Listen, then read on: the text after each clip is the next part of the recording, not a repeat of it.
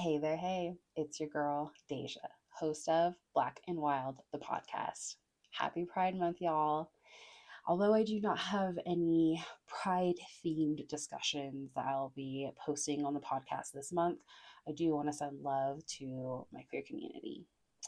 In this episode, I interview my brother from another, Martine. I first met Martine back in 2020 through my sibling who was living just outside of Glacier National Park in Montana. For those who don't know where that is. And I've always been inspired by Martine because of the way that he unapologetically just is himself and shows up in all spaces being his authentic self. Martine is somebody who I have not seen to shy away from a challenge or an adventure. When he sets his mind to something, he sees it through. There doesn't seem to be an adventure that's too big for him. And it's awesome to see a Latino man who is showing up authentically as himself in places or participating in activities where brown voices are not usually advertised. This episode is a great reminder that it's never too late to start over. Without further ado, let's get into the episode. We'll go ahead and get started. So, Sounds Martin, good.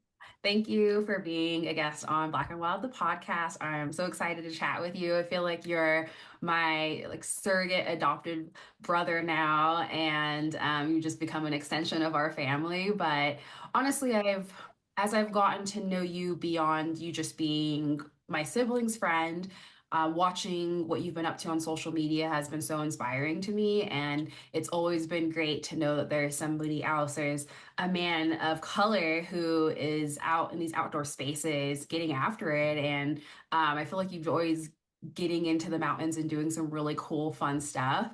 And so I'm excited to learn a little bit more about what your experience has been like and the why those activities bring you joy. But before we get into all of that, I want to let you introduce yourself if you want to share your pronouns and then anything else about you that's related to the theme of the podcast. Yeah. Well, thank you for having me. I really appreciate that. My name is the when I first went into the park world, people knew me as Martine. Now people more or less know me as Marty. At some point I don't know, changed what I went by. Um I'm my pronouns are he him. Besides that, a little bit about my background. I was born in California, so I'm a U.S. citizen, but I grew up in El Salvador. And that's a story for another time of how that happened. But yeah, I grew up in the second biggest town in El Salvador, about let's say 200,000 people at the time. Um, and I don't know. I had a pretty alright childhood back there. El Salvador is known for not being the safest country, but fortunately, I never had to deal with any of that. And yeah, I more or less ended up in the park world because when I was 17, um, my parents wanted me to come back to the US so I could finish high school, go to college, and I was at a time in my life that I didn't want to move here to the US. So when I did, it was a big culture shock. And I finished high school and went off to college, and um, I was an undecided major. I got accepted to music school my last semester in school, my first time. Um, but in all reality, those 2 years, I was majoring in partying, and I mean, yeah, I was majoring in partying.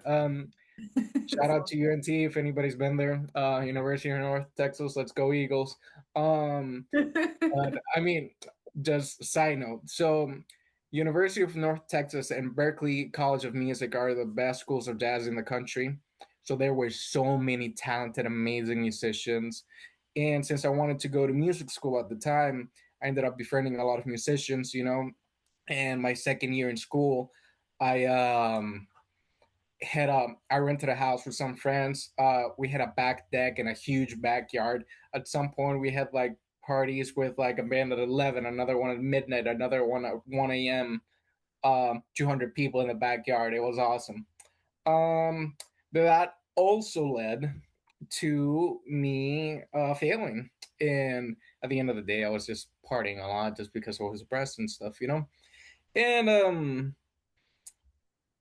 with nothing to lose, at some point, one of my roommates told me that he had been in Yellowstone before and that he worked there a few years before and he loved it.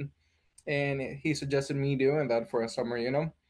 And I was a really bad point in my life, and I was just like, sure, I'll go anywhere. And that's how I ended up there the summer of 2016. Um, Wow. Roosevelt Lodge, if anybody knows that place. Yeah, 10 years ago. That's crazy. Yeah, 10 years ago, full circle now. Seems like that was a really, I mean, just now knowing you, um, kind of in the middle of all of that, not soon after you moved to Yellowstone, but a few years after that, seemed like that really changed the trajectory of your life Yeah, and a big part of almost your identity now, at least how I know you. Um, yep, that's wow, that's really neat. I did not know. I have so many questions. But for can sure. you, oh, well, I guess we can, well, okay, can we pause for a moment and then can Yeah, you for share sure. how you and I know each other? Yeah. So we know each other because I want to say in 2017 I decided to work in Glacier Park for the summer, and I think it was 2018 when I met your sibling, Jade. Freaking love her to death. Them, sorry. And yeah, I just became really good friends with Jade, and then you would visit them every now and then, and that's how I met you. So yeah, Thank you. And we'll go more in detail about your story, but I appreciate you giving me the background. Um, yeah. well, I have to say I was chatting with Joe recently Mhm. and just telling him after me and you had gotten off the phone, he was like, "Who are you talking to?" And I let him know it was you. And I was like, "Do you remember Martine?" We met him. We went to go visit Jade, and he was like, "Yeah, I remember Martine." And Mhm. he left a lasting impression on both of us. But I Nice. got a flashback, and I always think about you when we went to that bar. It was like a after party for the after the rodeo, and I can't remember where it was. It was outside of Whitefish. It was like between Whitefish, on the road between Whitefish and Glacier. Yeah. But we went to that bar and it was like half taxidermy, half bar, and like a Mhm. taxidermy museum. But it was after the rodeo, which me and Joe were supposed to go, and I can't remember why we ended up not going. But we meet you there, and you're with some other people. But I remember watching people line dancing, and you looked at me and you were like, "You want Mhm. to?" And I was like, okay. And I had so much fun with you. You were like twirling me around the dance floor, taking me all over. It was so much fun. And I always think back on that fondly. But yeah, you're like the only person who I've ever line danced with, and we had a really good time. But otherwise, yeah, we definitely look at you as one of, Jade's closest friends, and Jade loves you dearly. And I have a lot of love for you as well because of the great friend that you've been to Jade all these years, but also I feel like you are just a really cool person all around. And you may have had your moments, but I think you've always had a good head on your shoulders, and you're genuinely like a good person. Like you don't do Mhm. things with malintent, even if you maybe aren't always the best to yourself. I feel like you're not a jerk to other people. Can we backtrack just a little bit though and touch on you growing up? Because I didn't realize I knew you were born in the US, but I didn't know you were born in California. And I was Mhm. wondering, how old were you when you moved to El Salvador? Immediately. Okay. Like I was like, I don't know, months old, So you one or don't 2 months old. remember, you weren't old enough to remember leaving here or anything. No, and my grandparents lived here in the U.S. and I would come and visit them every now and then. Okay. But it would only be during our summer breaks, Okay. and it would be like every other year growing up. So it even then I was living in a little bubble, you know. It's not like I didn't even know the neighbor, you know. So Right. it's I didn't really get like a California upbringing whatsoever, you know. It Well, was that was I where don't I was know. born, but I have no other ties to that place otherwise. That's Yeah. fair. Well, growing up in El Salvador, what was that like as far as, what were you doing as a child? Because I'm just the Martine that I know, you're so outdoorsy. I feel like you are very Mhm. intentional since I've known you with where you're living and making sure that you have jobs and the opportunity to get outside and do the things that bring you joy. And so I'm just curious, like, where did that all stem from? Did that start when you were younger? Like, did you play outside a lot? Or did your parents go camping? What was your childhood like? And like, where that kind of was that seed planted earlier on for you? Yeah. So a little bit of like me growing up and a little bit of me looking for healthier habits. Um growing up, so my dad has a coffee farm, you know. When I was growing up, it was my grandma's, and she also had some cows that one of my uncles took care of, you know. And we would sort of visit every now and then, either the cows or go to the farm, but it wouldn't be often. I would have fun, you know. Um, Nothing crazy. But I would say that my dad just really loved nature, you know, and I liked it to a certain degree, just because I mean we would go there, but not often. We lived in a city, and there wasn't much outdoor recreation nearby. So I just did city stuff growing up. Um, I feel like when I went off to college my first time, as I said before, I was depressed. I had a lot of issues going on in my life, and I I just took drinking and partying as a solution, you know, as a coping mechanism, you know. And don't get me wrong, it's fun and everything, but you gotta have some balance. And if you don't have balance, then everything goes to trash. And yeah, when I came to, or when I ended up in Yellowstone, I learned how you could have uh fun in a healthy way, you know. So I just look I yeah, that's more or less how it happened, you know. Like uh I remember when I first got to Yellowstone, I was in a very religious, spiritual part of my life, you know. I was What was I trying? I was reading a lot about like Hinduism, you know, and I wouldn't have labeled myself Hinduist or Hindu, sorry, but definitely very influenced by it. Like I wasn't drinking, smoking, I was doing nothing, you know, just because I was overcompensating for uh doing so bad the previous years. Obviously that went away eventually after like 6 months. But yeah, I ended up falling in love with nature and just try to do fun stuff outdoors because I was trying to look for healthy hobbies. And at some point, I found a balance, I would say, with like every now and then partying and stuff, but still getting what I need to get done and having fun in other healthy ways, which are the outdoors. So yeah. Can you remind me again who told you about the job in Yosemite? I mean Yellowstone, sorry, the Yeah. other my part. You're fine. I would have loved to work at Yosemite. I did not have the pleasure of. I've heard mixed things about it. Um, You still I can. mean, But it's every place, you know, pros exactly. and cons. My old roommate from college. Okay, and so that person had worked in Yellowstone before. Yes, he did. Okay, and so you said you worked at the Roosevelt Lodge. Yep. Okay, I'm wondering if I'd been there. What part of the park is that in? So, do you know Mammoth? Yes, the Mammoth Spring. Okay. Yeah. So 20 miles south of Mammoth.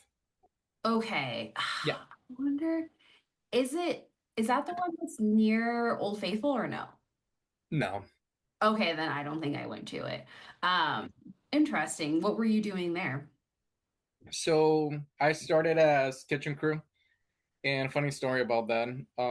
So we had um we had a test where they tested out our knife skills and stuff, and I had never touched a knife before in my life, but I did all right, you know. But the issue was that the following day we had our orientation and stuff, Mhm. and I had just met my roommates, and I was setting up my alarm, and one of them told me, "Oh, don't set up your alarm. I wake up with the crack of dawn. I'll wake you up." Oh no. We're late. And guess who were the two dishwashers?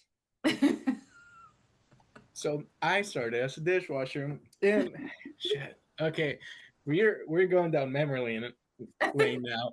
Um I don't know why, but like I really vibe being a dishwasher. And I, I would just try to do my best, you know? And also that crew was amazing. I loved everybody in Roosevelt on 2016. They were amazing. And so like you had a good crew. You just felt like having fun and doing a good job. And I guess maybe that's why I cared so much about trying to do my best. And we had some stupid records that the chef just kept like hyping up. I'm sure he was just hyping them up because he wanted us to work faster at closing time, you know. But we broke the record several times. You know, we broke the ultimate record too, which hadn't been broken in like 4 years. And people would call me Dishwash Prince. I wrote. I know. I, but hey, I wrote the name with pride. You know, I was What Dishwash Prince. was this record? Was it like you cleaned all the dishes, like, in record time? What was this? It just like I think the restaurant closed at like 9 p.m. and it was like seeing who could get out or who could close out the whole dish pit the fastest, you know. So like I think the record was like 9:37 and we broke it by like 9:35 and 30 Wow, seconds, you know. And so that's yeah, impressive. Was that and, on a busy night though, like a weekend or something yeah, like that? Okay. stupid busy, stupid busy. It's impressive because they Yeah, start piling up. exactly. I have had a couple of experiences with dishwashing, like being in an actual pit and having like the Mhm, big, nozzle and mhm. like the sanitized uh whatever you call that, like bin or whatever. Yeah. But anyways, it was honestly, I love washing dishes. It's kind of therapeutic and you can get into a flow. So when you were saying Mhm. that, I'm like, I could see that actually being fun. And then you give me a challenge of like, can you do this in a record time? I'd be like, okay, let's do this. I got Yeah. this. Yeah, no, That's awesome. yeah, and exactly. It's exactly what you're saying, you know, just like a little fun challenge and you having fun with your buddies, you know, like hosting each other off every now and then. It's a good Exactly. time. Yeah. I loved working in restaurants because the kitchen Mhm. staff were always a blast. Like, I Yes. feel like there was just like good people. Everyone's working hard and they're just like trying to get their stuff done, but also, no one's doing it because that's a lifelong dream. It's usually like, okay, a lot of the kitchen staff are doing it because it's a means to be able to live a lifestyle they want to live, especially if you're working in Yellowstone or a national park. I Yeah. definitely experienced that working. I was a host and then a captain at a restaurant in Yosemite. Oh And yeah. I What's love a captain? family meals and all of that. What? What's a captain? So I was essentially like the host, I would help seat the tables, but then the captain, I was like managing the host. So I would actually manage the people who are walking folks to the table. So I Oh, would look at the chart, and if there were reservations, I would organize the reservations by the tables. But I had to make okay. sure that I was like rotating the servers so that Yeah. I wasn't seating one server back to back, but I was like Cool. trying to hit everybody while Yeah. also making sure, okay, whoever started first, they're the first person to leave. And so I don't seat them too late. They shouldn't be staying there till close, stuff like Yeah. that. Yeah. Okay, nice. That's awesome. Yeah. So it's kind of like the captain was managing the floor of the restaurant, Yeah. essentially. Yeah. Yeah. You're managing the flow. Exactly. Nice. That's pretty cool. Yeah, Exactly. Yeah. yeah, So, but humble beginnings. yeah. I Where mean, that's where we all start. Exactly. And honestly, it was a way for me to be able to get into the park. And I remember I left for a short period and went back and I was able to get that job again because I already had the Nice. experience there. And so it's just, I mean, I still see people to this day that I worked with there. And I Oh, remember this nice. older dude, he'd make earrings and he was really Mhm. sweet. And there was just a lot of fun people who've been there for 15, 20 years, that kind of just took you under their wing. Hold on. From when to when were you in Yosemite? I was in Yosemite from 2017 until 2019. Yeah. Okay. So it was like 2.5 years, summer of 2017. And then I left for a short period of time. I had one more semester left of college. So then I Mm-hmm. graduated at the end of 2017 and then went back literally that winter, like that December, Mm-hmm. to Yosemite. And then I was there until I moved here to Mammoth in Mm-hmm. November of 2019. Nice. What was I gonna say? This probably didn't happen, but by any chance, did you meet Chongo Chuck? Chongo Chug. Yeah. Not sound. This is a name that I think would stick out to me, and I don't Yeah. remember his name. Do you know where Chongo Chug was working? Yeah, so he wasn't an employee for Yosemite. I'm sure you watched Valley Uprising. Yeah. Yeah, he was the homeless dude that taught the latest generation of how to evade the cops. That's awesome. Yeah.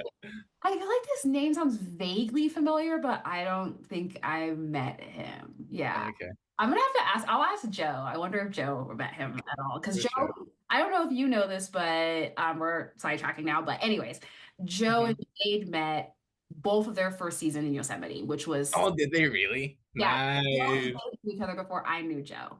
Um, Oh, yeah, that's cool. which is Nice. crazy. But yeah, they met summer 2015, which was both of their first summers in Yosemite. And then, Wait, hold on. Jade ended up in seasonal work before you did? yep. Wait, so they rope you into it? No, no, no, no, no. So, Oh, okay. I'm sorry. yeah. Jade, if you're seeing this, she's trying to play it a different way, but I know the way you told me. I know the way you told me. No, no. So Jade's full of BS if Jade told you that they were me in because I'm the reason Jade went to Yosemite. So Oh, really? Uh-huh. to give you some background, Uh-huh. when one of my best friends from high school, her name's Brianna, and a friend of ours who also went to the same high school as us, he actually was working in Yosemite when he was in college. And so during his Mhm. like summer breaks, he would go work in Yosemite. Well, she told one of our other friends about it. Brianna also ended up working in Yosemite. And so when because Jade's 4 years younger than me. So this is like, Yeah. a few years of me knowing other people working in Yosemite. Gotcha. Okay. So I knew you could work in Yosemite National Park, get really cheap housing, and get full-time work with like decent pay. And Yeah. so when Jade was like 18 and wasn't really sure what they wanted to do, but they knew they really didn't want to go to college, I was like, they didn't want to live at home anymore. I Mhm. told them to apply to Yosemite, and that's why they got there. So it wasn't because of on their own. They wouldn't have even known that was opportunity if it wasn't for me. Now, I did end up in Yosemite because I had visited Jade a ton. My ex used to work there as well. Actually, he's still in Yosemite. We would not say his name because he's irrelevant. But Hold on. there are multiple people. Is the fact that he's still in Yosemite a good thing for him or a bad thing? Just curious. I mean, I really can't say because I don't know him anymore. Okay. Okay. Fair. But I mean, it's Yosemite, and from what I've heard, I think he's like a manager now of wherever he was working. So Mhm. I think he's doing okay. I hope he is. Yeah. No hard feelings, but Yeah. also Totally. So yeah, I think that in general, Yosemite and any national park, I think working in them can be really good places for people, but it can also be places where I think that you can easily like mess around and fuck off and like make good money, but then blow it on just drinking, especially if you're not because you know that how those places can easily attract a lot of us who are maybe misfits or we're Hmm. cheap in other places. And so we come there and I think it's kind of like adult summer camp. I remember visiting Yosemite, visiting my friends who worked there, visiting Jade and being like, this is so much fun, and you're kind of in a little bit of a bubble because you're not in the real world. You know what I mean? You're kind of in this like this land and the usual laws and rules don't apply here. There's also other ones, but at the same time, like you're working for a concessionaire. And so I think it's so easy to like how you spend your time. You can either take advantage of being in those places and like getting outside and getting after it, or maybe you're not someone who has a background doing that. And it's so easy to just drink and party because, living is cheap. There's really not much else to do if you're not getting outside and recreating. Yeah. And I think that's definitely the case for a lot of people. So I think it's good that Jade's back there. I think these places are really healing and therapeutic. But, like you were kind of saying before, it's like you have to be intentional with how you choose to spend your time in those places because it's so easy to be like, I can easily just drink, sleep all day. And then, especially if you have a job in like a restaurant, you're usually not going into the afternoon. So you have all day to kind of like recover and then just keep doing it again. So it can be a dangerous cycle. But yeah, Yep. moral of story is I'm the reason why Jade ended up in Yosemite. I didn't go to Yosemite for Jade. I went to Yosemite for Yosemite. Also, side note, I was BSing that part. Martine, you started Hey, but it made it exciting, It made it exciting. That's all I gotta say. some things don't change about you. Anyways, well, let's go back to you. So Mhm. you're living in Yellowstone.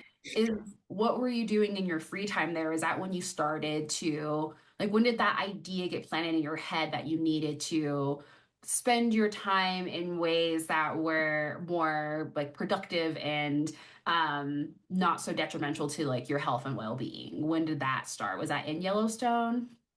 Yeah, in Yellowstone. Just because, so we were at one of the smallest locations in Yellowstone. Both Rosie and Grant. Yeah, Rosie and Grant are the smallest locations in Yellowstone.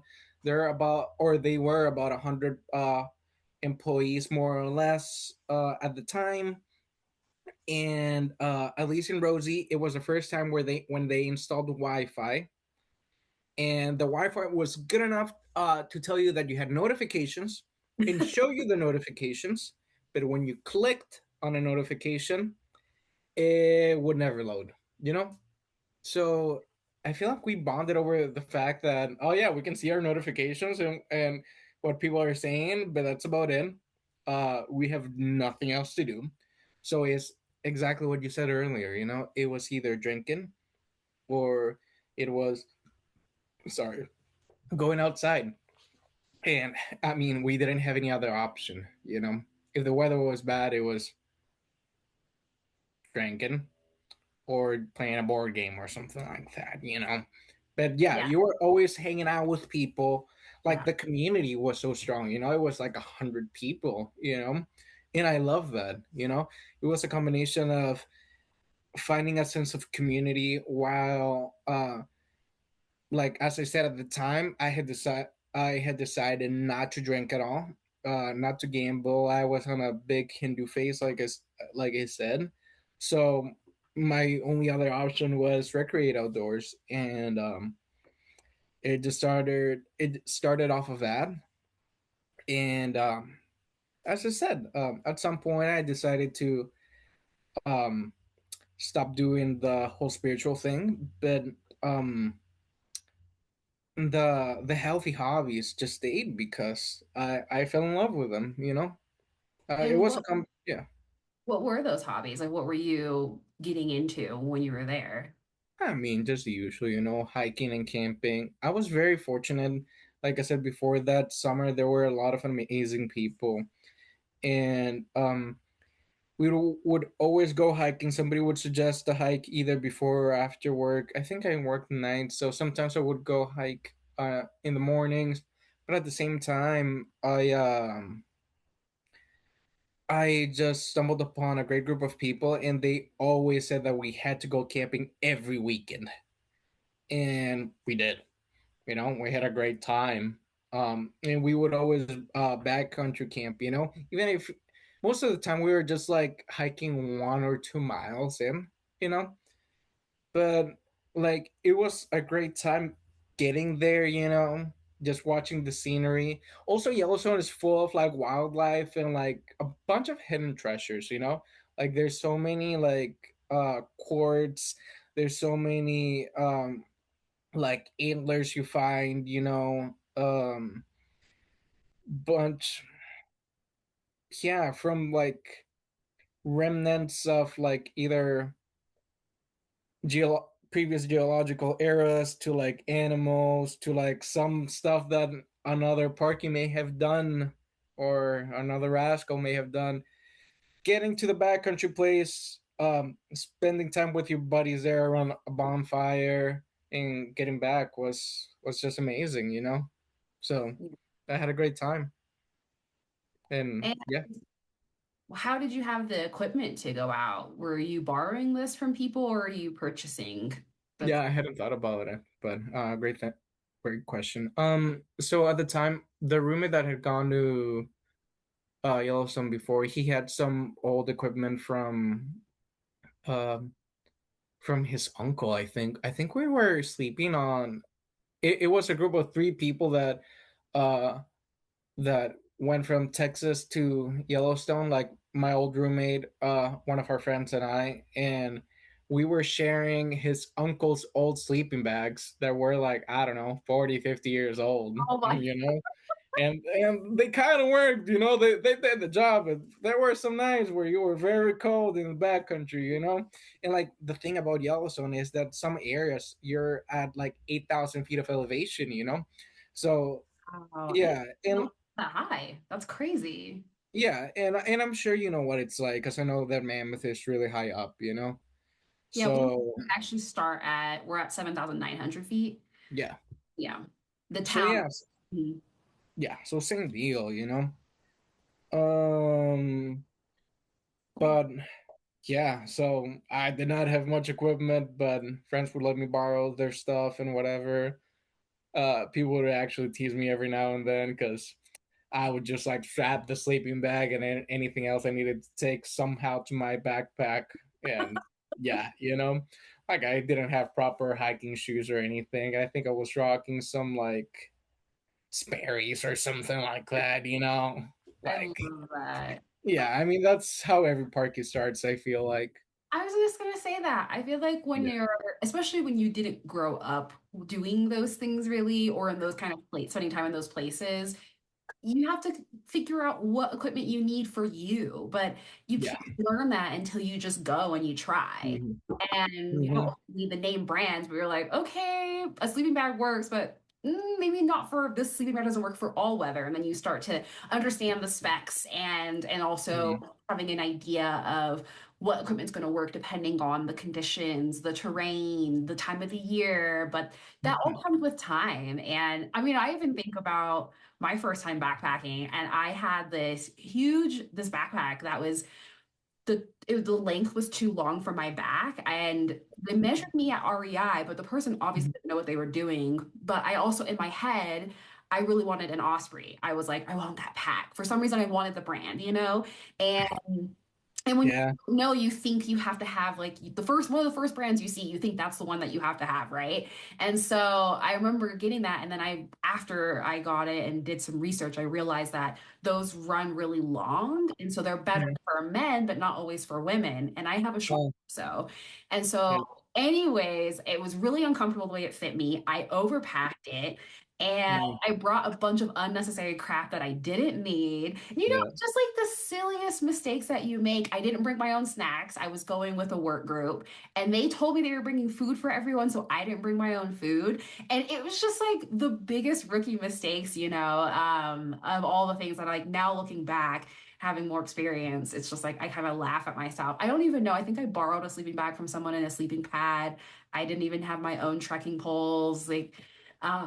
Just the silliest things. I can't remember what shoes I had. I think I did have some Solomons. I was hiking in at the time, but Nice. still, still just silly things that you learn over time. But I mean, I think that's like you look back on it fondly and you kind of can laugh about it. And I think it adds a little bit more to the experience. Oh, 100%, 100%. Makes, yeah. Okay. So you were doing some light backpacking. Yeah. Um, and then how did you end up in Montana then? I mean, I know that's not too far, but Yeah. and then you ended up starting school again up there. So how did that happen after, and how long were you in Yellowstone? Yeah, so in Yellowstone, I extended my season for a little bit, but then some health issues came up with both my grandmas, and they were getting old, so I was just like, yeah, I should go visit them. So I was just planning on staying there indefinitely, but I think I left close to November, and how I ended up in Montana is because every time that some of my friends would have their weekends, they would go to Glacier, and I saw pictures of it and it looked gorgeous. And none of our weekends ever aligned with the people that went to Glacier, so I never got to go during that summer. But Mm. I saw so many beautiful things, and I got told so many amazing stories from that place that that's how I decided to go there the following summer. And I just knew. I mean, I was a college dropout at the time, and I knew that if I was to go back to Texas, that's where my grandma lived. There wasn't much for me. And it was like, yeah, like what the hell am I gonna do? Um, so I just chased the next big thing, which was Glacier, and that's how I ended up there. Eventually, I wanted to go back to college, and yeah, I was in Montana at the time because I was just like, I mean, this place is amazing. I meet so many great people every year, and I knew some people from like like from year round. So I was just like, why not get back to college here? So yeah. Wow. And then what was your first job in Glacier? What did I do in Glacier? That's a great question. So I was housekeeping for opening crew, but I was a server assistant. And that season definitely did not go as planned just because I had it in my mind that I was gonna make a name of myself in Glacier, which I sort of did, but not in the way I thought. I was I overshot my hikes. Just like, oh yeah, I can get there. No, I couldn't get there. Kind of stuff, and getting in trouble with rangers here and there. Was that Uh, big of day hikes? Like, were you trying to do big mileage or something like that? just like getting to peaks up, and there's not like getting to peaks and everything is off trail, Mm. and I didn't have as much experience as I needed for me to get there. Like now I'm just like I can do that. But back then I didn't know as much, and I didn't have as much experience. And yeah, I got in trouble a couple of times for doing that with the Rangers because I was late to work and they thought I was lost or something had happened to me. And yeah, Rangers finding out that I was camping without a permit at non-designated areas, and them trying to like, uh, I don't know, pin every little thing on me, and yeah, um, for a couple of years, people would be like, "Oh, you're Martine, the guy that did this and that," and I'd be like, "Yeah, that's me." Took a couple of years for people to forget that. Not gonna lie. But it was a great experience, and I had a good time after all. So I don't know. All in all, good stuff. Oh my gosh. Um, that was funny though, because I remember there was this crazy rumor about me when I Mm-hmm. I had left Yosemite for like a month and a half. We Mm-hmm. waited because of the Ferguson fire in summer 2018. Mm-hmm. I came to Mammoth and I went ended up having to go back because like things just kind of fell through here. And so I went back and then I found out there was a rumor going around about me that I had taken bath salts and tried to bite a ranger. And I was like, what? This is the craziest rumor. I don't think many people believed it, but there were people who never met me and didn't know me that believed it. And it was just the funniest thing. And now to this day, me and Joe joke about it. I remember like calling him and telling him, and he's just like, "Oh, don't I hope you're not on those bath salts anymore. I don't want you biting any cops or something." But I've never taken bath salts in my life, but and I've also never bitten a cougar. But anyways, it was just really funny and silly. And I remember it stuck around for a little while, for a few months. And I was like, who started this? This is so silly. But especially in small communities like that, we love, any good stories. And unfortunately, yeah, it kind of sticks to you for a while. Um, and so you get to Glacier, you're working there, you're doing these crazy hikes, really trying to push your limits. And why were you doing that? What kind of propelled you to want to push these limits or try to summit these peaks or just see what you could do? What was that? Where was that coming from?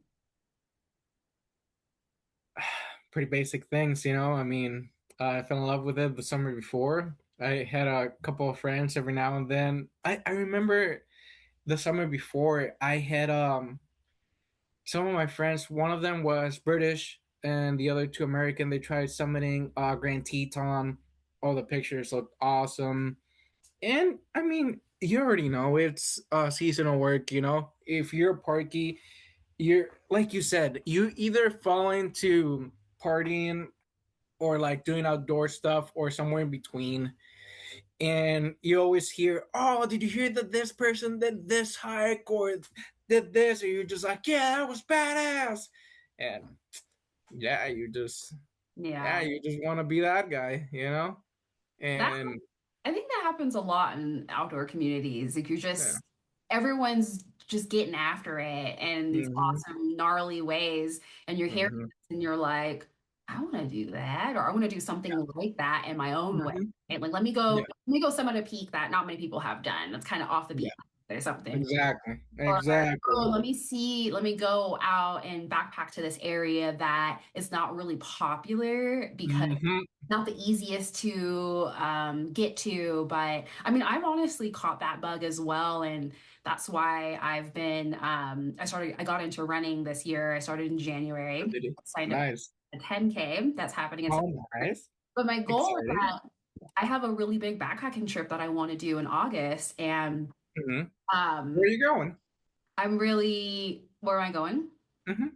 Yeah, so it's called Pioneer Basin in the Eastern Sierra. Okay. It's a little south of where I live, but it's this area that, again, I saw pictures of it. Joe had been before, I think only once. Talked to a couple of friends, and everyone's like, this area is beautiful. And I had backpacked somewhere that was on the other side of the ridge from it. Oh And yeah. I was like, oh yeah, I was like over here. So he's showing me pictures, and I'm like, I want to. And when you see those pictures and you hear those stories, you're like, I want to see this for myself. Like these pictures are awesome and everything, but the more that you spend time outside, the more that you realize pictures don't do places justice. Oh no, not at all. It's not the Yeah. same as like having your own experience in those places. So, Hmm. but it's about, I think just over 9 miles in to get Hmm. out and back. And it's going to be about 2,700 feet, I think, of elevation gain. So Okay. a good amount of elevation gain. That's usually Yeah. something I personally shy away from. I'm also, Mhm. I just want to be stronger. Like I want to have better endurance and stamina to be Cool. able to do longer day Mhm. hikes and also be able to carry a heavy pack and be able to, especially because like my longest backpacking trip right now is 3 nights, 4 days. And Okay. Mhm. and then I think when we hiked out that trip, it was 7 miles to get to camp. Um, Mhm. and usually Joe's really nice to me. I don't know if you know or recall, but he hiked the PCT. And so he can carry the good weight on his back, like I getting know. and all of that. but he's so nice to me. Like he'll carry the tent and like, or all I have to do is carry the poles or whatever, and he'll carry the food. But on this longer trip, he was like, I can't carry everything. Like we need to get a second bear can so that you could carry some of the food, like at least just the snacks. And that was probably the heaviest pack I had. And it wasn't a ton of elevation gain. It was pretty gradual, but Mhm. still, it was a long day. And I definitely wasn't in the best of shape that summer. I'd done a couple of overnights that summer, but just looking back on those other trips where, I kind of wrecked myself, I wasn't as prepared physically. It's definitely inspiring me now to want to be in better shape so that I can really get after it and be able to crush those bigger mile days and like get further into the backcountry, to get to some of those views that I hear about and seen photos of, but haven't gotten to yet myself. So I've definitely caught the bug, and it's hard to just sit here, and especially living the places that we live, or like, why not? I live Yep. for a reason because I want to be able to get on these trails pretty easily from where my front door. And yeah, so anyways, I'm training for that right now, and we're already kind of mapping out some bigger, like some days with hikes that have more elevation gain in a shorter distance so that I can Mhm. train with, you know, uh, climbing some bigger hills, and like maybe starting to run with like a weighted vest on, things like that, just to like strengthen myself for this bigger trip, because this is going to be probably, I think we're going to do like 5 days 4 nights. um Okay. Nice. Out there, we're spending like 2 or 3 days like in the basin. But again, Mhm. it's like, just because you get out to that location, that's not it. I mean, the reason I like backpacking is because I want to see an area, and I love Totally. being able to do at least 2 nights. So I have a 1 or 2 full days. Like I can kind of go up these different canyons or valleys in that area. Totally. Yeah. Have time to explore. I get that. Yeah. Shoot, I forgot. Oh, I remember what I was gonna ask. Are you gonna be close to Mount Whitney? No, I'm not going that far south, but Mount Okay. Whitney is close to us. The trailhead is about 2.5 hours south of where I live. Yeah, Gotcha. Have Mount you ever Whitney's thought on about my it? list. That's definitely one of the ones, but I need to get stronger. Totally. Yeah. Right now, the biggest day hike I've done, and that's the thing, I don't know if I want to do it as a backpacking trip or I want to do it as a big day hike. It would be a pretty big day. Yeah. Totally. But then still, like with the elevation gain, if you're backpacking it, you still have to carry the pack on, so that's also pretty tough as Yeah. well. But yeah, my biggest day hike right now, I think, was 14 miles. Um, Hmm. and that was a few years ago now. I don't know if I'm still in that.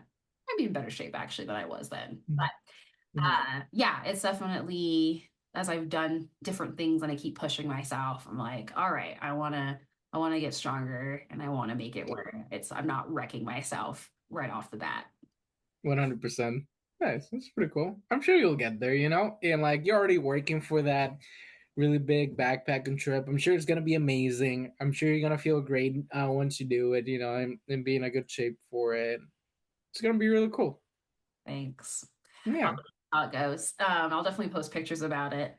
So totally. when you were in Glacier, what other Mhm. activities were you getting into? Because to summit the Grand and Grand Mhm. Teton, doesn't that include some climbing? So were you getting into climbing too? I tried to here and there, I eventually I ended up in Whitefish, and I um signed up for the bouldering gym there. Okay. It's not like I had it in my mind like, oh, I got a Summit Grand, but yeah, I wanted to get into that. Okay. Um, I besides like hiking and camping, I think it was maybe 2020 when when I decided I just wanted to like get a paddleboard, and that started like a different phase of my life where me and my buddies like would get off work, and we were working at a food truck at the time, and we would get off work at like 9:30, something like that. And somehow I'm very proud of myself. I convinced my friends to get paddleboards too, and we would set up, get everything ready. We would start paddling down the river at midnight, you know? Eh, Crazy. But also, I bet that was so epic, especially if it was a full moon or, you know, yeah. oh, And so it neat. was a double-edged sword just because that the winter before we had gotten a stupid amount of snow and rain during spring. And Mm. we didn't go on a rapid section. We went on the middle fork of the Flathead River, and we went on the scenic, but we didn't know shit. And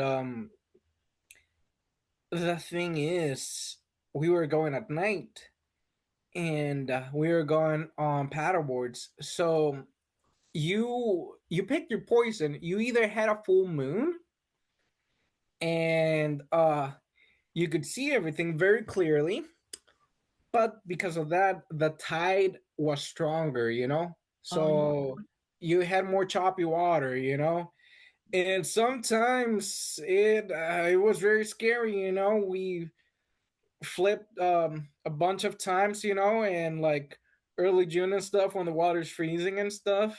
And um also when it was a new moon, you obviously the tide wouldn't be as high, but even if you were wearing like a headlamp with like 1,000 lumen, it wouldn't do much on that river, and you would still eat shit somehow, it was interesting because that was really cool. Like you just had to turn off your headlamp and you just had to listen where the choppy water was at, and just to try to avoid it as best as you could, you know and it was always fun. I mean a little bit of everything, but we definitely didn't go on a booze cruise kind of river at night.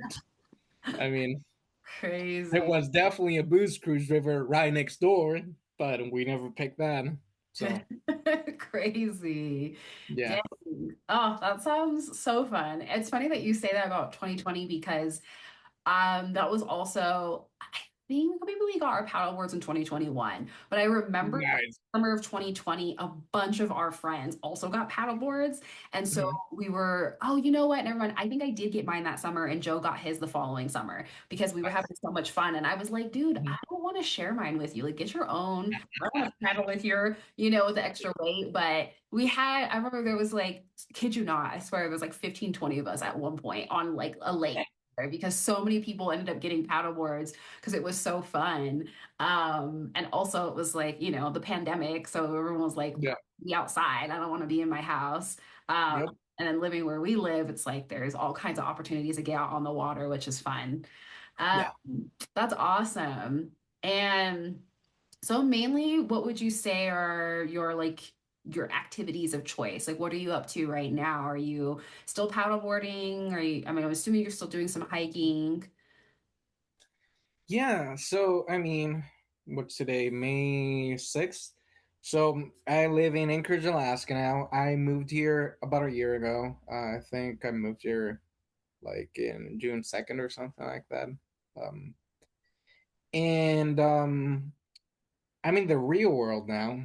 When the last 10 years, I've been either in La La Land and doing seasonal work or in college, So it's my first go around at the real world. It's been very challenging. I'm still trying to figure everything out. So I don't do as much of the stuff I used to do, Like I have a better head on my shoulders. Um I can I can I think about the long term more now, Mm, But at the same time I haven't found the balance I want, just because I'm at a very demanding job. And yeah, also it I'm at a big town for what I'm used to. Like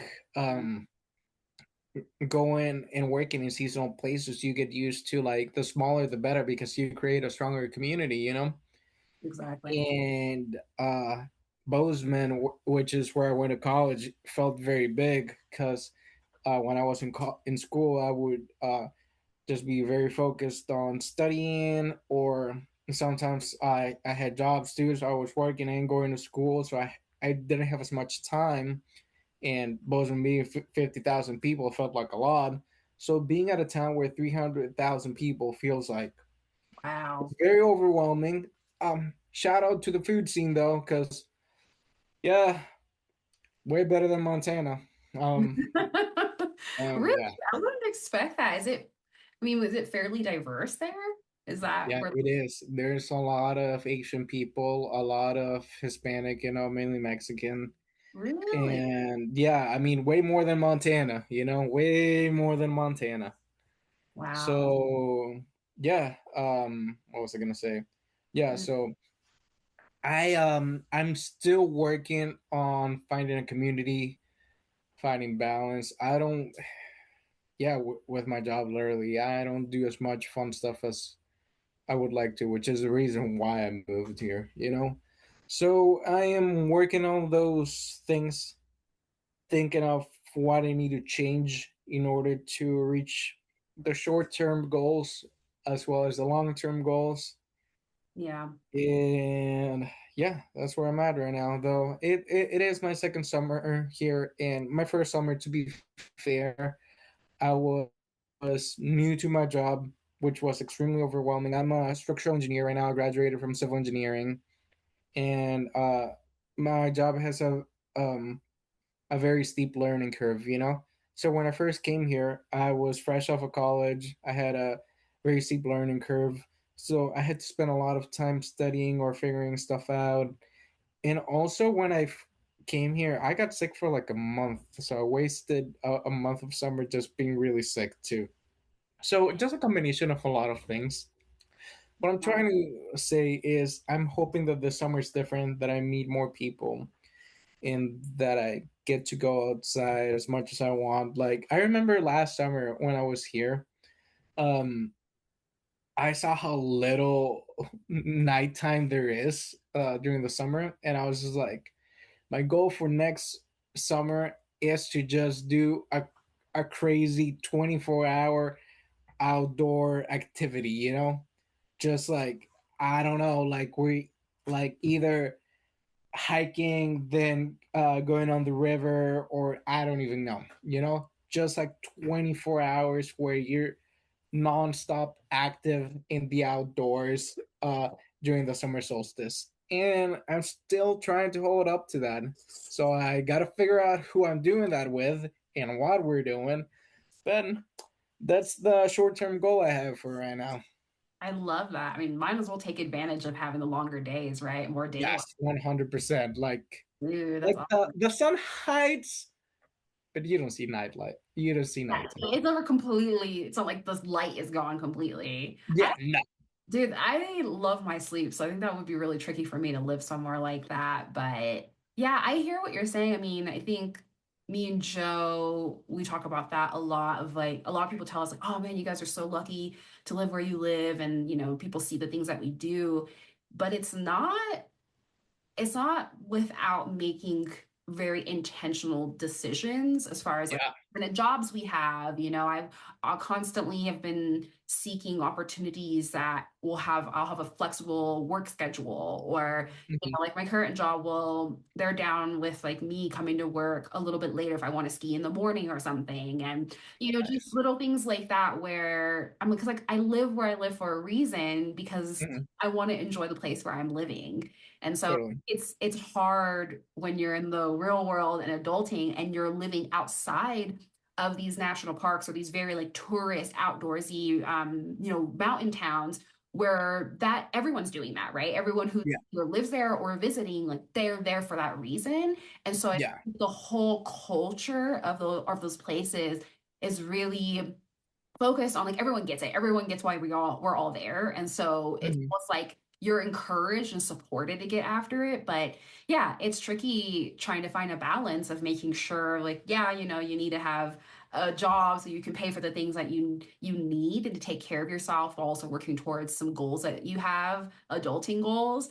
but then making sure that your Yeah. needs are being met. And it's definitely been an ebb and flow of me figuring that out. And, Joe, he works half the year. He bartends on Mammoth Mountain. And so he's able to take off literally 6 months of the year. And so he'll take Yeah. the summers off because he really wants to backpack and he's into photography. So, it's like he did get his degree in kinesiology, but he's chosen to do work that is flexible and allows him to do things that he wants to do in his free time. And I think it's just, whereas for me, I'm career and goal oriented. And so that's important to me. And I'm trying to find that balance. But yeah, I mean, you'll figure it out. And I think like you're learning Yeah. how it's been impacting you by not having as much time or energy for the things that you love. And I mean, I'm assuming you, like you said, you kind of touched on earlier, you moved there for a reason. And so I think Yeah. just remembering your why, you'll get there. But I was wondering, you've mentioned multiple times throughout our conversation how you've been drawn to the outdoors and how you've Mhm. used being outside, whatever form that looks like, as a way of almost escaping regular life, of like kind of finding some freedom, of enjoying Mhm. yourself and spending time in a way that's like really positive for you. And I was wondering why? What benefits do you get by being outside and spending time in the outdoors in whatever form? Like why are you so drawn, do you think, to recreating outside? Well, one, before I wasn't very active, wasn't very athletic, and by no means would I say that I'm very athletic now. But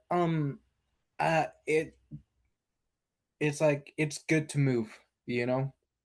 Um, so that's a physical aspect of it, and to when you go outside, all places are zen, and like especially with the beautiful scenery and stuff, you're just like in an awe all the time. And especially with the places I've picked to live at, and three, the community that you are able to build, like having friends and people that you consider family is very important, and yeah, just bringing some movement, serenity, and friendship to life is amazing, and I feel like that's why I have chosen to do all a bunch of outdoor stuff.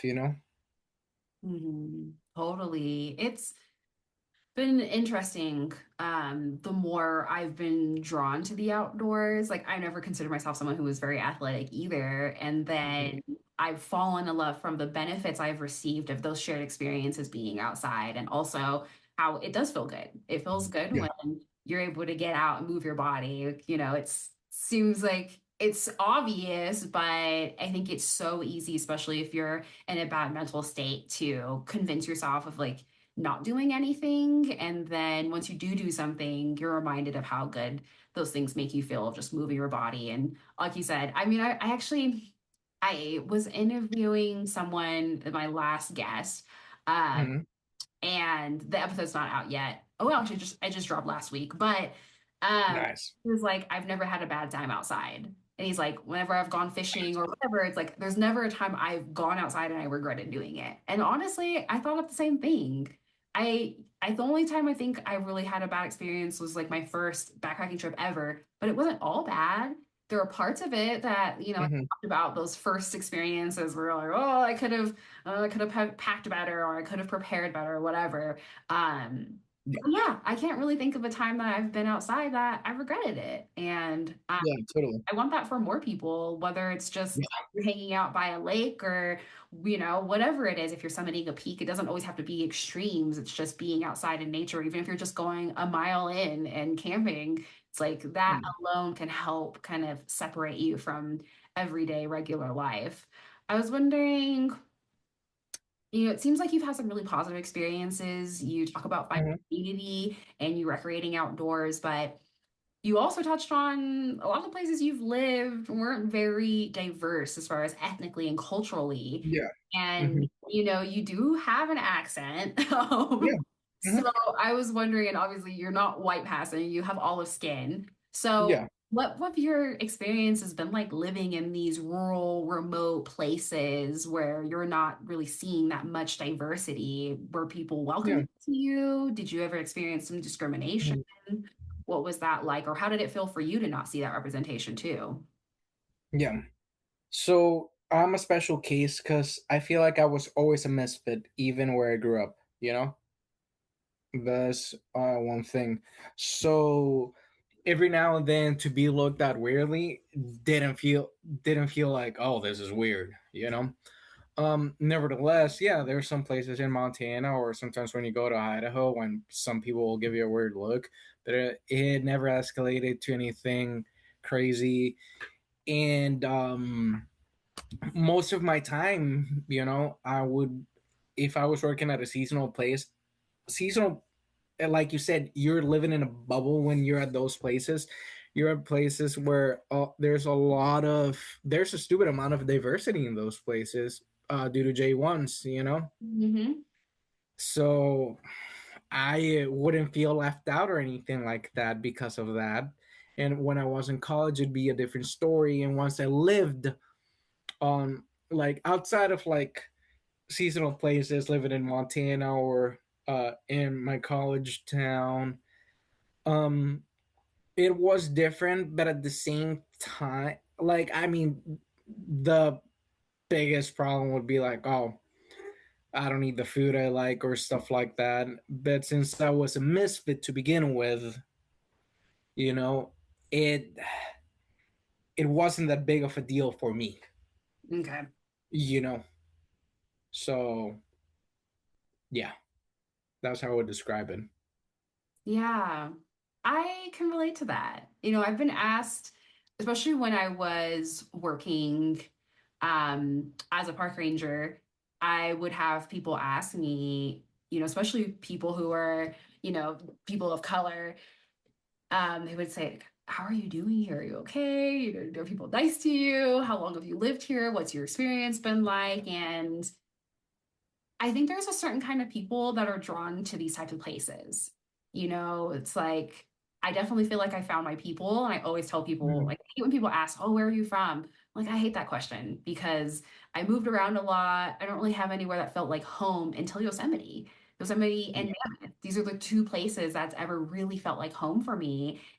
yeah, And I didn't realize these are my kind of people because I wasn't, I wasn't introduced to these places or activities before, but they're really good people here. And although yeah, on the outside our appearance looks different, maybe we have a different upbringing, but at the end of the day, like, we have similar hearts, we have similar intentions, and I really found that the more that I've leaned into the culture here and the community, the more I've been embraced, and I continue to like mhm, find my people. So mhm, I feel you. And yeah, I was talking to a friend about living in Yosemite, and we were saying that it was like someone was joking. I think she called it like the island of like misfit toys or something like that. yeah, Or like, you know, nice.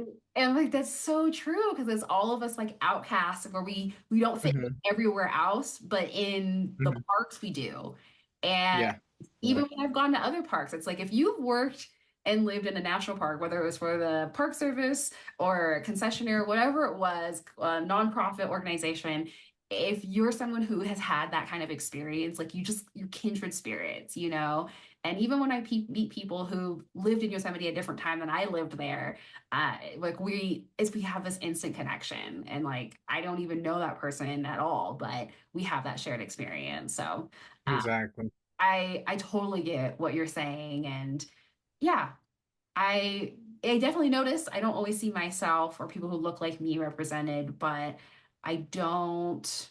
I've also always been kind of an outcast as well, so I never really felt like I fit in anywhere before anyway. So it's kind of Mhm, just like the norm.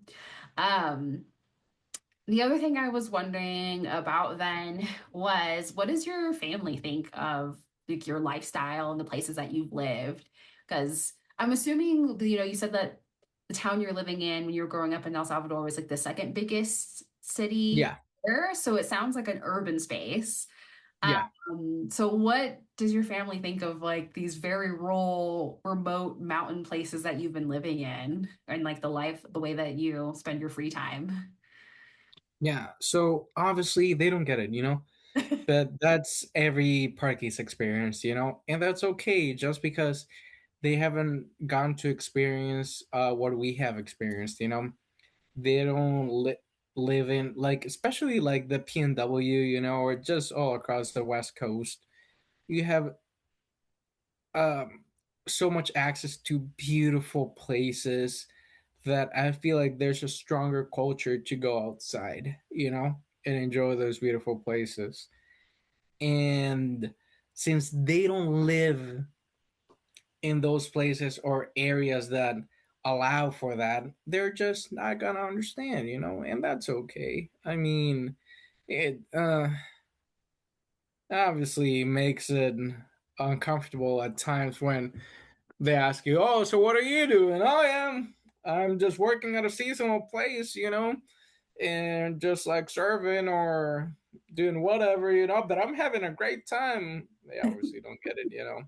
Yeah. And I mean, there's pros and cons to their thought, you know. I can't say that they haven't had something meaningful to add to my life, you know. They definitely had, but there's also stuff that they don't understand that is really freaking cool that I do, Yeah. and yeah, they just haven't experienced it. Totally. I definitely get that. And Hmm. yeah, you're again make another good point that if you're a parky or someone who's lived in these kinds of places and this kind of lifestyle, seasonal work, you get it. And Yeah, until you totally. have that experience, you just really can't understand Yeah, what it's like and also um the draw to those places and what those kinds of that kind of work and experiences what that affords you, right? Like you're able to, I mean, I remember living in Yosemite and going bouldering on my lunch break because oh, nice. and like my coworker would bring her crash pad and there was literally boulders. We would I think I was leading like a guided tour at the Iwani and we're like, all right, we've got an hour. Like, let's just go literally across the parking lot. And there's some boulders over here. And I miss those days. You know, I don't have that same access here in Mammoth, but on my lunch breaks, there is a multi use trail right outside of my office now. And where I can easily get out of town. And it's like right at the edge of town. And I love that. I love living in places where we have those options, whether it's on your lunch break or right when you get off of work, you know, going stand up paddleboarding, whatever that is. So I Yeah. totally get it and I hear you. Um, can Hold on. This conversation just flipped. Okay, so I'm the interviewer now, and this doesn't necessarily have to make it to the podcast and stuff. How was your experience in Yosemite? You know, yeah, that's a good question. or how's your journey been? Let's leave it at that and make it as long or as short as you want to. Okay. Let's see. Well, my experience, it was it was, you know, had its pros and cons. Yeah, And I that's the difference with like me and Jade is that Jade went almost straight into the park life and worked yeah, little jobs after high school, whereas for me, I went the college route. And so yeah, they did a lot more traveling earlier on than I did because they just had a lifestyle that where they were allowed, they were able to do that. Whereas yeah, I was like working full time and going to school. And so I say that to say I kind of transitioned into the park life a little bit older, graduating from college and honestly kind of having an existential crisis of like, I don't even know what I want to do with my life right now. I just kind of want to not do anything. Like, I want to be responsible. I just want to kind of have fun. And yeah, and I wanted to experience what I had seen a lot of other parties experience of just like having fun, letting loose. And of course, when you're first visiting, like you're seeing the party side, you're not out in the backcountry with people. You're not seeing the other aspects of it. That's something that you really have to be intentional to experience. So I say that to say yeah, first year in the park was a lot of partying. To be honest, it really was a yeah, lot of that. But at the same time, I definitely was like riding my bike quite a bit. I remember just hanging out in front of my little tent or whatever, and people being like, "Oh, are you new here? Like, we're about to go climbing. Do you want to come with us?" And Nice. so that was a lot of my first opportunities to and experiences of going bouldering, of trying like climbing, like rope climbing, and like going on hikes with people. All of that. Those were things I didn't grow up doing, and I didn't even know much about it. But people were so welcoming, and Hmm. I stayed for so long because there were so many people that were just like, "Oh, like you look new. Do you want to come hang out with us? We're gonna go hang out by the river." Like whatever. It was just like you name it. People were so welcoming and inviting. So Hmm. it was so easy to like definitely party because there's not much else to do. But then I Yeah. also had a taste of what you can experience in those places that I wasn't getting in the city where I was going to college for. Uh, Yeah. so yeah, really good people. There definitely were people who would leave me. Like I had some hikes where people, I was slow. I'm still a slow hiker, I think, and people would leave me, and that wasn't really fun. But I think I'm still through those experiences. Like my first time backpacking was there, and going on those hikes, I think I'm learning how to better vocalize what my needs are, and Yeah. also realize like, cool, there are certain people that they're trying to get after it, and maybe like Yeah. communicate ahead of time of like, what's your goal here? And this is what I want to get out of it. Okay, you're trying to get this done in a certain amount of time. Maybe we shouldn't be doing this together. Like we can still be friends, whatever that is. So Totally. definitely a lot of trial and error. And I think I, having been right out of college, it was a period of time where I was really trying to find myself and like Mhm. really what did I want to do with my life? Totally. And it's taken a turn. I mean, I think a lot about, I've been in Mammoth now for coming up on 7 years. And I'm like, if someone would have told me 8, 9 years ago that I would be where I'm at today, I would have been like, no freaking way. I thought for sure I would live in a city. I thought I was going to be like a teacher or a professor. I didn't think I would be doing any of the things that I'm doing now, but I'm so thankful. I'm thankful for those times I said yes to the people who were like, hey, do you want to come try this with us? And then also just kind of listening to myself. I definitely hit some low points in Yosemite. And it was honestly like right before or as I was meeting Joe was when I was kind of in that period of like partying really hard. Cause I didn't party in college. I was like very responsible. I was working, going to school full Yeah. time. I was in like a serious relationship. So I didn't have the typical college experience. Yosemite was like Yeah. my college experience. Totally. And yeah, and so I think that like around that time I really was like, okay, I've had like a year of just kind of like fucking off and not being responsible. What do I Hmm. really want? And I realized I want to live in these beautiful places. I want a job that affords me this opportunity to live here. And then that's when I got drawn to the Park Service, and met my mentors in Yosemite and found out that, like, people who look like us live and work in these places and can make a life in these kind of places. Um, Yeah. and yeah, and that was like meeting Joe and then also seeing how he's been able to make this work as well was really neat. And he's been super, I met him in summer 2018. So a year after I first moved to Yosemite. And that was Mhm. definitely a pivotal moment. We met, I don't know if we ever told you how we met, but we met at a gas station that's here in the Eastern Sierra, but they have Oh yeah. music there during the summer and They have what during the summer? they have live music. Oh, nice. Uh huh. Yeah, so there would be people who would come from like all over the Sierra that would like descend on this gas station. And there'd just be like local bands, but then afterwards people would go to the hot springs here and like Hmm. camp out at the hot springs and just, hang out. So that was the first time I met Joe was at one of these shows, and we ended up spending the night together at one of the hot springs. And here we are almost 8 years later. That's awesome. But yeah, I think living in these places, I wouldn't be here if it wasn't for the people who are really welcoming and kind and patient with me. Totally. And now I'm like, I was going skiing today. I was like, I skied for the first time in Yosemite, and then meeting Joe and then finding out about the Mammoth Mountain, I was like, wait a second.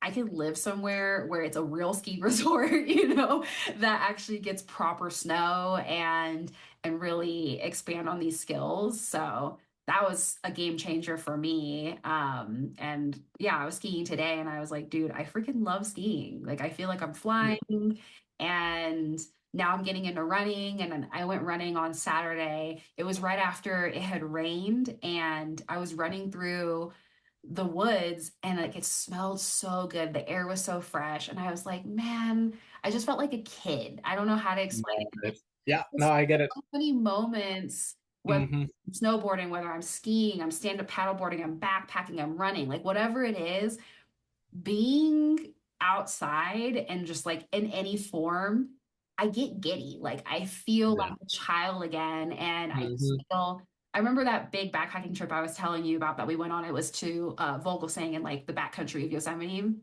Yeah. I remember we came up on this plateau that was like off trail, and we were kind of traversing this plateau to get to this other lake. Yeah. Get to the top there, and I was just crying, like, this is so beautiful. And just feeling so thankful. I'm like, I'm in a place that money can't buy for this experience. Oh yeah. Like, yeah, you got to pay for the gear, you got to pay for the food, like whatever. But you got to get yourself there. You know what I mean? I'm not Yep. paying for like a horse to like ride out whatever, a pack trip or anything. Like I had to physically get myself there, and that was something that you can't pay for. And I was just like, man, this is. I was just so thankful, and there's so many moments I have where I feel like I'm pinching myself, and I'm like, man, like this is so cool, but also it's an active choice to live here and to live this life because I know the benefits I get from it. And so, we sacrifice a lot to live here. Like the closest airport's 2.5 hours away, and Yeah. there's not like a ton of diversity. It's in California, so we do have some different food options, not a ton. There's no like live music, there's no big name bands coming. There's some small Yeah. local bands that play, but you know, what we get in return, the community here is amazing. And so Yeah. there's like, obviously there's more details, but that's essentially kind of in a nutshell of like my experience and how I got to where I am, Totally. and what it's been like. Yeah. Yeah. No, and that's awesome. And I don't know. I feel like altogether you've had a great experience, and I'm very happy for you. Just because, I mean, personally speaking, I know you through Jade, who's one of my best friends, and you're their sister, so I automatically love you, even if I don't know you extremely well. Um, and yeah, I'm just happy that. I mean, you've described very well what the average park experience is, and that's why we get drawn to these places, like Yeah. uh, getting back to the root of this podcast. I mean, it's not like I've listened much to it, and I need to, but I mean, you're trying to share the experience of like not being white and being in outdoor places which is predominantly white, and the reason, at least why I got drawn to it, it was because of healthy habits and great communities, so because of that, I haven't really felt left out when I'm in that bubble, and Yeah. when I'm like slightly outside of that bubble, I as long as I have a good community, like you say, the outdoor community is very accepting and welcoming. So it feels pretty all right, And don't get me wrong, it'd be awesome to see more diversity up there, But like in all reality, for you to advocate for it, it's not like unless like all celebrities start just advertising, oh yeah, go outside, have a good time. It's just so hard to make an impact. I feel like the best way to do so is locally just invite us, keep doing what every parky does, invite every new people to go outside and have a good time. Totally. No, Yeah, it's so, that's my perspective. no, I mean, exactly. I feel the same way. And that was why it's like I've talked to other people like you, because I think there's a lot of people that, especially family and friends, who haven't had our experiences, and especially like mine and Jay's family, they think we're crazy. They're like, "What? Yep. We never went camping. Oh They yeah, they're British, I forget. Yeah, my family hates the cold. Like, we're from LA. They're from freaking England. What the hell? Wait, what? What about England? Wait, did you say your family in-law or your extended family? No, my in-laws are English. Oh, But okay. mine and Jade's family are from LA and like Oh, okay, my bad. California. And so they're like they don't like the snow. And so they think me and Jade Yeah. are crazy for living the places that we live and doing the things that we do. But there's it's so hard, like, and you kind of touched on this when you were describing, like, kind of summing up the outdoors and like the diversity and lack thereof, but also the benefits of this community and the caliber of this community.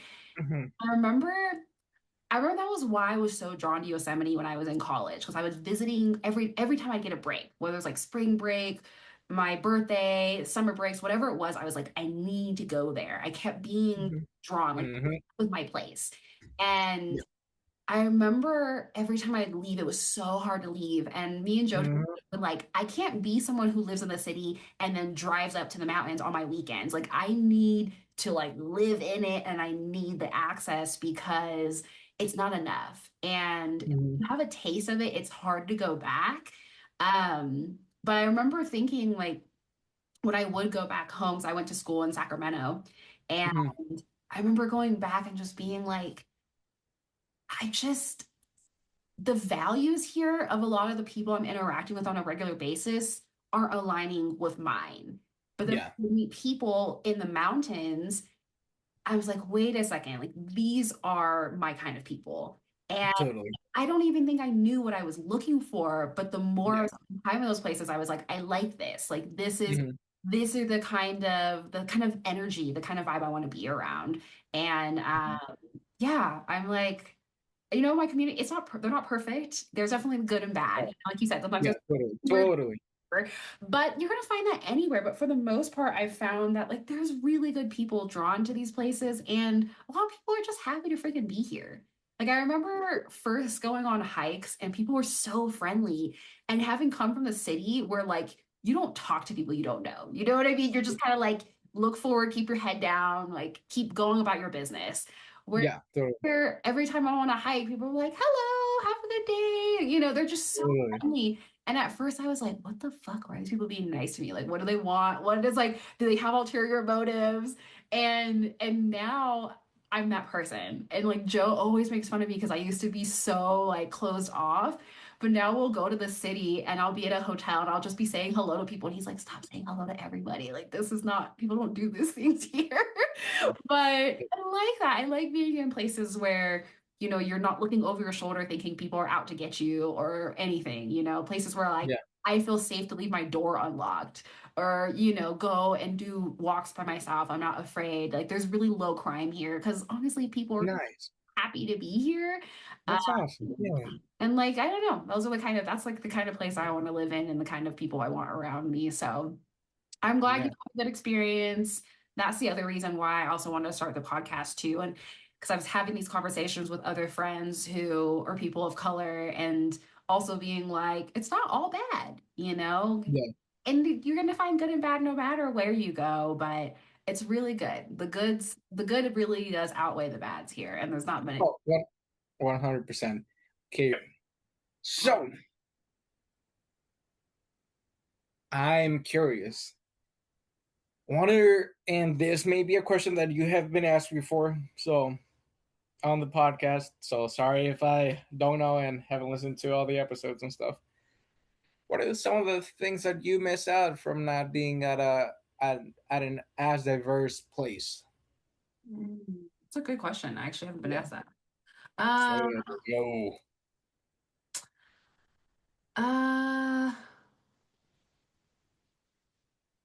the food. Food options. Yeah. There is a large Latina community here. So Hmm. we definitely have a lot of like, Mexican restaurants. Nice. Um, there's a couple of Asian places. I definitely will say in the almost 7 years I've lived here, it's becoming more diverse. And from that, we're definitely getting some other food options. So, But yeah, the food is definitely one of them, just like different. options for food and the variety. The other thing I miss is the culture, like just having more music options. Here, there's a lot of like folk music is a really big thing here. I feel like that's like Yeah. for mountain towns, Yep. but Yep. yeah, we just don't. I will say they do have summer festivals here where there's like every weekend in the village is like a different themed music festival. So they have like reggae fest, there's margarita Mhm. fest, there's like a rock and roll festival, there's like a blues festival. Like they have different music every weekend. So they definitely try, and I think that helps being in California that they are interested in, you know, having a little bit of their options as far as music goes. But I think the other thing too is I miss having people who I don't really have to always explain myself to. And what Mhm. I mean by that is just what my experience is like sometimes being in Yeah. places where I don't always see myself represented and some of the like the discrimination I've faced. Right. It hasn't been outright racism, but there's definitely I've noticed that, especially working in the field that I've worked in, conservation, outdoors, public lands kind of work. There's not a lot of representation there either. And I remember actually last summer I was working with someone who was he was a state parks like higher up or whatever, and um, I was the office manager for this organization and I was managing this project. It was like a volunteer project or whatever, where we were cleaning up a burned area because they were going to rebuild what was it, like a walkway essentially and a boardwalk. And I remember the way he treated me and the way he talked to me and about me in front of people, it was demeaning. And it Mhm. wasn't like outright, but it was very subliminal. And like I don't even think he Mhm. intentionally was doing what he was doing. But I say that to say Yeah. I'm treated differently for not only being a woman, but being a woman of color. Yeah. Being like not just a woman of color, but a black woman at that. I'm not an Asian woman. I'm not, you know, whatever. I feel like being of a darker skin and having like the hair that I do, I'm treated differently. And I think Yeah. that comes from the systemic racism that exists in the United States. I think it's something that like Yeah. no matter where you're living, it's a part of the American experience. And so Totally. I remember talking to my executive director at the time because Mhm. like me, him, and like one other person was working on this project that was higher than my position. There was one day where they were both gone. And so I was like the lead that day. Mhm. And it was supposed to be like I was representing my organization. And I remember the guy was like, oh yeah, so and so and so and so's not here. And I was like, I'm him today. I'm that person. You come. Yeah. And I remember him kind of being like looking at me and like forgetting I was there almost. And he Mhm. also like messed up my name. It was just the telltale things that you experience. And so, you know, I can tell something like that to you, and I'm sure you get it. I'm sure everyone calls you Martin, or you know, whatever. But I can't really explain that to even my white husband. Like he just there are things that he can get why it's messed up, but he doesn't personally understand. And so my Yeah. other friends that are here who are white and didn't grow up where I've grown up and had the experience I've had where I didn't grow up doing these things. I didn't grow up coming to ski resorts as a child. This is something that's new for me that Totally. I've been doing for the last 8 years. Um, Yeah. you know, just little things like that of like as far as my background goes and why my perspectives are the way that they are. Those are the things that when I'm with my friends, like my best friends, I don't have to code switch. I don't have to watch how I'm talking. And not that I necessarily have to do that, but it's just different. I feel like I have to explain myself a little bit more sometimes. Now, people are starting to get to know me here, and I think that, especially the podcast, is helping people Mhm. understanding my background and where I come from. But Mhm. it's been a journey of, I mean, especially being someone who is mixed race, I never fit in anywhere. And so whether I'm with Black people or Filipino, I never fit in fully Totally. where I'm at. So I've always felt that way anyways, but I've also always lived in places that were really diverse, like Los Angeles and Sacramento. Mhm. And so I think that like even then I could kind of blend in if it's a mixed place. But Mhm. a place here where it's mostly homogenous and you're seeing a little bit of diversity, that's evolving over time. Yeah, Yeah. it's something different where you know people don't always get why you're the way you are, if that makes sense, you know, or why No, experiences are so special for you. and I get what you're saying.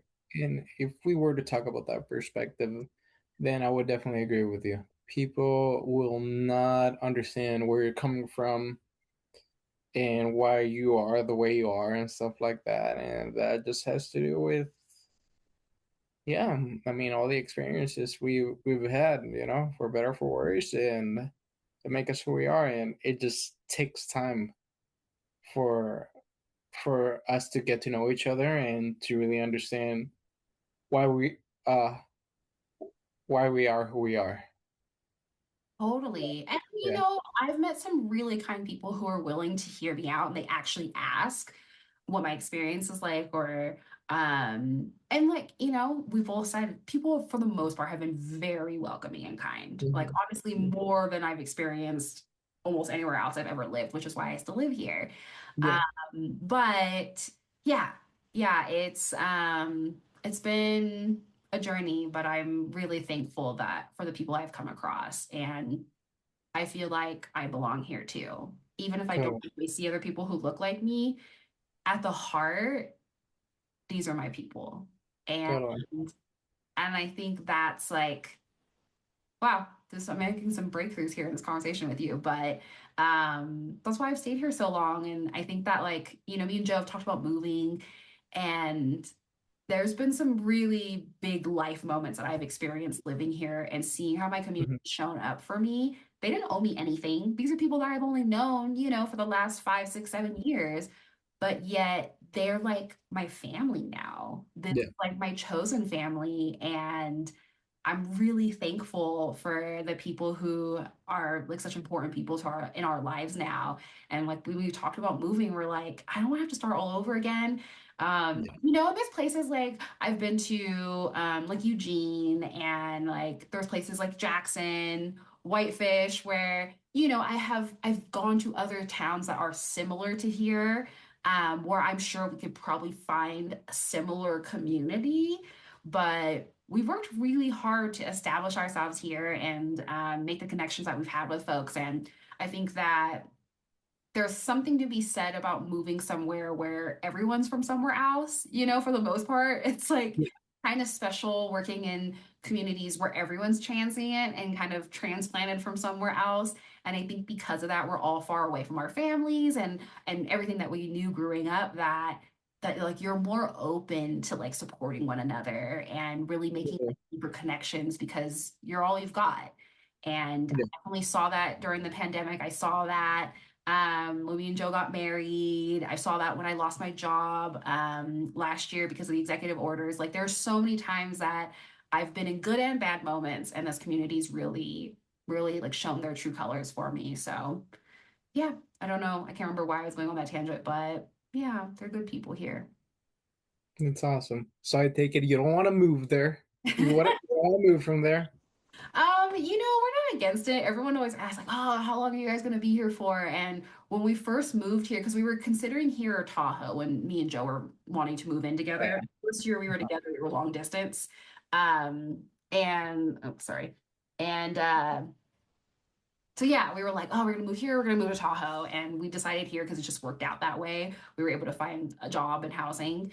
But yeah, I mean, ever since we moved here, we keep saying it. We're like, you know, we have a year lease, so we're able to sign the lease again for another year. We'll stick around for another year, and I don't know, things end up not working out and we have to consider moving somewhere else, like we'll consider it. We're not against it. You know, we're not planning on having kids. So it's not like we're like, oh, we need to settle roots down here and like this is the place. But I think, you know, like you've experienced, what's beautiful about these types of places is that once you've lived there and you've started to like make those connections, that's always going to exist. Yeah. And it doesn't matter if it's the same people that you met while you were there or other folks. It's like you have some kind of experience there. And so they already know, like, okay, you're my kind of people. You've lived here before.